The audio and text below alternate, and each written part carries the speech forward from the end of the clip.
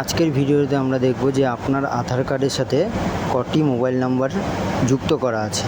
তো প্রথমেই গুগলের ক্রোম ব্রাউজারটি ওপেন করবেন, সেখানে সার্চ যে ওপরে বাটনটি দেখছেন সেখানে আপনারা টাইপিং করবেন ট্যাপকো TAPCOF, এই লেখাটি লিখে আপনারা গুগলে সার্চ বাটনে সার্চ করবেন।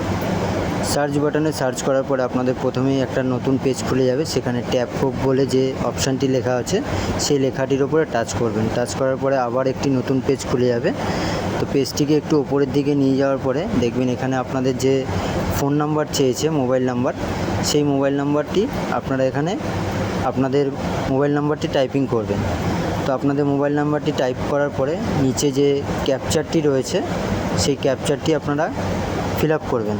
ক্যাপচারটি ফিল আপ করার পরে নিচে যে সাবমিট বাটনটি আছে সেই সাবমিট বাটনে টাচ করার পরে আপনার মোবাইল নাম্বারে একটি ওটিপি যাবে। ওটিপিটা এখানে টাইপিং করবেন। ওটিপিটা আপনারা দিয়ে লগ ইন বাটনে টাচ করবেন। লগ ইন বাটনে টাচ করার পরে আপনাদের সামনে আপনাদের যে আধার কার্ডের সাথে যে সমস্ত ফোন নাম্বারগুলো লিঙ্ক করা আছে, এখানে আমার একটি ফোন নাম্বার লিঙ্ক করা আছে।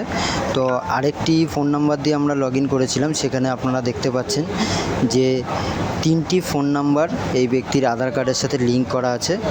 এখান থেকে আপনার যদি মনে হয় যে আমার এই ফোন নাম্বারটি দরকার নেই বা আপনি ইউজ করেন না, তো সেখানে আপনি সেই ফোন নাম্বারটির অপশানে নীল বাটনটিতে টাচ করবেন। বক্সটির মধ্যে টাচ করার পরে পাশে লেখা আছে নট মাই নাম্বার, এই লেখাটির মধ্যে টাচ করে নিচে দেখুন লেখা রয়েছে রিপোর্ট।